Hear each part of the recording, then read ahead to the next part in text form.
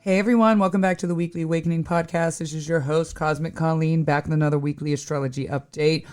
This episode is going to be about Mars retrograde in Leo and Cancer. It begins its retrograde in Leo and then ingresses into Cancer, where it moves direct, and then we'll move back direct into Leo. On this episode, we're going to talk about the general energy for that, as well as horoscopes for my cardinal signs, Aries, Capricorn, Cancer, Libra, plus for my two fixed signs that are going to be feeling this the most, Scorpio and Leo placements. Now, Friday, December 6th at 6:33 p.m. East Coast time, it's stationed direct, Mars stationed direct in the sign of Leo. So think about last Friday, how did the day go? How did it feel? I maybe felt a little bit chaotic, all over the place, plus tons of energy to get things done. Scattered because we still have Mercury retrograde in Sagittarius. However, it is trining that. So it's a scattered that ends up being kind of productive. So on January 6th, it will retrograde back into Cancer. And then on February 23rd, Mars stations direct at 17 degrees Cancer and then ingresses back into Leo on April 18th. So this is a long time we're going to be dealing with Mars in Cancer and a little bit in Leo. So Mars, like we've talked about, is debilitated. It is not at its best in the sign of Cancer, and we're going to talk about this on this episode.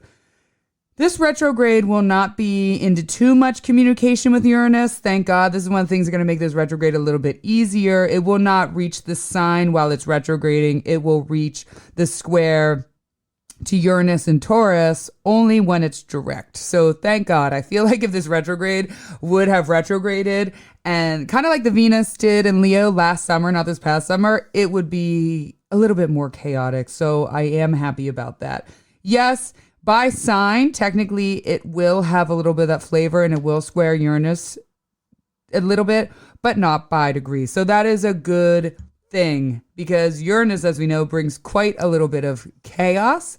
So I just want to stress about that. I don't think out of all of the Mars retrogrades, this one is going to be, we're going to kind of know what is happening. It's not going to be thrown any surprises. Even if it feels like a surprise, deep down we knew it was happening. Uranus tends to bring a little bit of surprises that we don't always want. Now, like I said, Mars is in its fall in the sign of Cancer.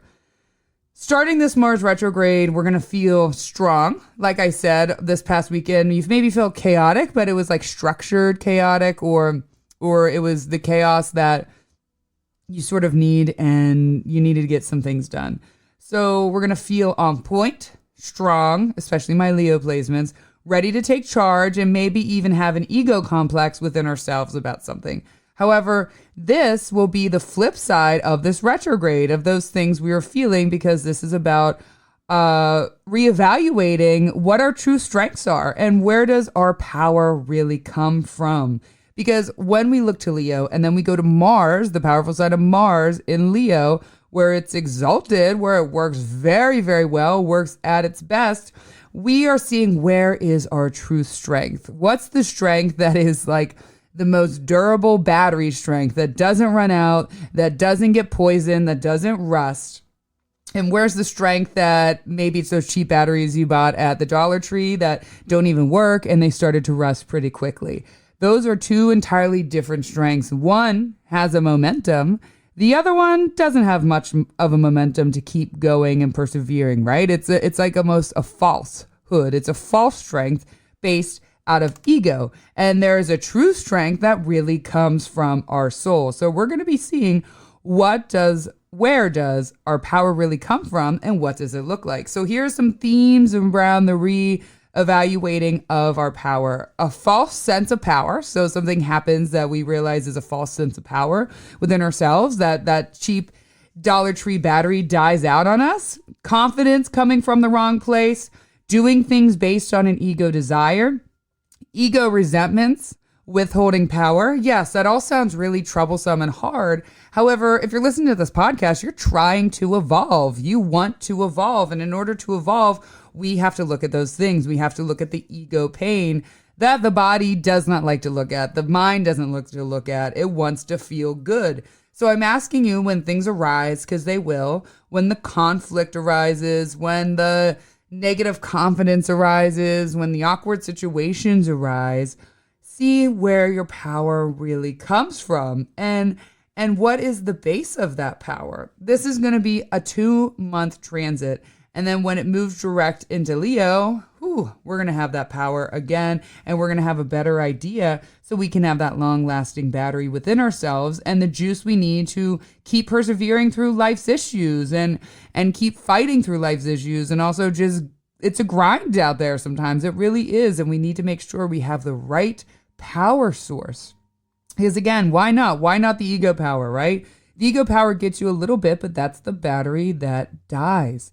That's the battery that can't keep going because it's based out of falsehood. So we need the true desire within ourselves. We need to look and separate a little bit the ego and the soul. Both are in us. This is how we keep our ego in check, though, right? We need to keep that in check, and evaluating ourselves when these situations arise help keep us in check. Now, when the retrograde moves back into Cancer, that's when things are going to get much harder, to be honest with you. Right now, the first month of this transit's going to be easier. We're going to the harder things are we're going to see some of these ego resentments come up. We're going to, like I said, withholding power. Some of those wrong battery power things will come up, but it won't feel so bad right away. It may be a little bit awkward, but we're going to move through it. Now, the hardest part, like I said, is going to be when the Mars retrograde moves back into Cancer, where it's in its fall. That's when things are going to get much harder, because that's when we're going to get the awareness of the things I just stated. The reevaluation, right, within our things. Now, when we move back into Cancer, as we're reevaluated, we may right away feel a lack of confidence, drained, power escaping us, weak, not wanting to take charge, getting lost in our emotions, easily emotionally triggered, big time. So we're going to have these situations arise where we're getting a look and we're, experiencing and reacting with our ego. And then when it moves back into Cancer is when we're really going to be in our shit a little bit. The shit is going to get real. Mars in Cancer, why is it said to be in its fall? Mars, excuse me, Mars fire burns out when it has, when it's in the water of the moon surrounding it. Mars loses his purpose, drive, the very essence of what Mars is, fire. It's put out by the moon's water. So it loses its fire. It loses its drive. It doesn't know what area to go to, and it doesn't function in that. It's like very uncomfortable. Imagine going to like a friend's family dinner and you didn't want to go anyways, and the whole thing is just like a shitstorm, like that Christmas Vacation kind of. And you're sort of losing, imagine that fire, usually losing that purpose, and it's running out. I don't know if that's a good description, if it actually came out of my mouth as elegant as I wanted it to be. But Mars in Cancer doesn't have the momentum to keep going, trying, fighting, the grinding that Mars is used to doing. When in Cancer, he is overcome by emotion, and the type of emotion is changing so frequently with the moon. Mars and the moon are both actually quite unpredictable. Two of the most unpredictable signs in all of astrology, or the two most unpredictable planets in all of astrology. So this retrograde will get very unpredictable.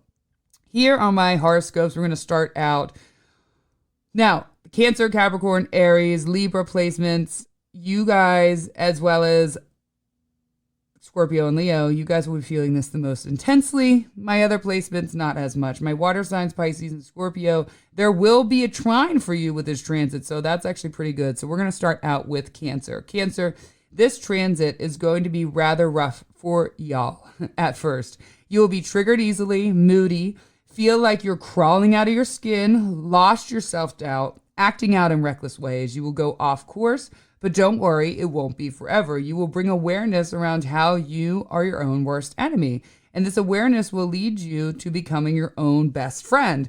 Going off course is part of the process of realignment. New goals, new power, new strength will all come at the end of this. So trust that when you feel like you want to crawl out of your skin, when you feel lost, new power, new strength, new goals will come out of the end of this. New goals, new power, new strength. For my Cancer placements, just write that out and imagine that. So when you're going through the hard time, new goals, new power, new strength.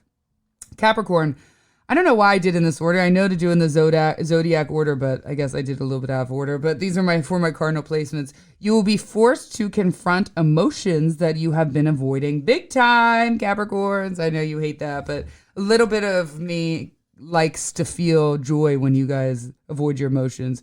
With your ruler Saturn and Pisces trining this transit, this will bring the ultimate healing that you didn't know that you needed. You will feel unpredictable with your emotions, which you guys hate. You may confront people with your normal composure, but you like to keep it in triggered moments. You know what I mean? You'll feel triggered in these moments, but you may confront those people, and not have that normal composure, and you might be triggered, you might be reactive, you might be more fighting instead of just ignoring someone or pretending like it's not happening. You'll be extra bitchy. You will be forced out of isolation in your lives and really confronting yourself what you're truly trying to isolate from. You will lack some drive or feel disappointed or defeated. This will cause you to find that deep hidden strength and drive that has been hidden inside of you, waiting to be awakened. Aries, just like Cancer, you're going to be moody and maybe feeling depleted and losing a desire to be a strong force or pioneer through something. So you're going to lose that desire a little bit, and that's okay. It will come back. Like I said earlier, this is reevaluating of what the driving force is for you. What is the driving force for you? This will knock your ego down a few pegs and humble you in the way you didn't know that you needed through detachment.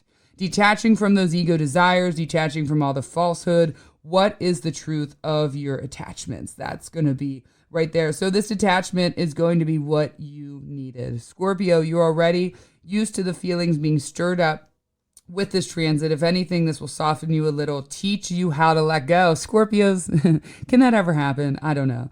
Because on the other end, you're also getting a trine from Saturn in Pisces. So that's where I'm saying finally letting something go. Resentment can be a natural energy for y'all, but what is the resentment really doing for you? Is it your inner guide? What is your true driving force? This transit is allowing you to release those emotions that keep you stuck and are holding you back from finding that pure power. Healthy detachment is another big theme. You get so caught up in emotional attachments that you created your own truth. Seeing and detaching from those false truths will lead you to the freedom you have been craving. Scorpios, believe it or not, even though you feel natural holding on to resentments, part of you needs to be freed. Libra, you'll be a little more combative than usual. You like to keep composure and balanced emotional state, but this is going to force you to be a little uncomfortable when it comes to your emotional state. This transit is about getting comfortable with being uncomfortable, getting you out of your emotional comfort zone. You're finally going to have to confront those feelings inside of you. You often find power in keeping things balanced, but that power needs a reboot because those hidden feelings of anguish will stop you from reaching your full, powerful potential that you need. I know sometimes overpower, feeling too powerful actually feels uncomfortable for Libras because you guys want to keep that balanced state. And when feeling powerful, that actually sort of throws you off because you're like, I want to feel somewhat powerful and somewhat soft, if that makes sense. Leo, there's going to be a lot of questions here. So it's going to be a lot for Leos about questioning your ego, facing your ego. A big thing Leos don't like to do is question their ego, question the driving force, question their power, because you are the sign of the ego. You are the sign of the sun that brings everything together. So actually questioning something is hard for you. You guys kind of like, no, this is exactly it. This is right. There's no question. I know exactly why I'm doing it. The truth is, you might not. What is the driving force of your desire for control and power? And what in your life are you trying to control and power right now that seems a little bit out of reality or maybe out of your grasp or just not good for you mentally? How do you react when you feel out of control for desire and power, or your desire and power is out of control? How do you react? What happens when you don't react? What happens when you let the situation play out? There will be one big situation happening that is going to have you reevaluating a situation around the questions we brought up. This is also a time for you to gain some missing strength from somewhere hidden, missing strength from somewhere unexpected, missing strength from maybe some sadness, missing strength from some deep stuff that you've been pushing off, maybe finding strength in letting go of control, finding strength in letting go of your power. Whew. That's going to be intense. Now, that's just sort of the basic, you guys. As this transit continues over these next 2 months, I will keep you updated as things happen with the transit, as Mars interacts with other planets, vice versa, especially when we enter Capricorn season. We will now start activating that Mars retrograde. So just stay tuned. I will keep you updated, but that is going to be the big awakening themes for my peeps that I just told you guys about. I love you guys. We will survive this Mars retrograde, and we will come out soulfully powerful. We will come out using our force, our strength, and power from in the right way and from the right place. Thank you, everyone. Have a good day. Love you. Goodbye.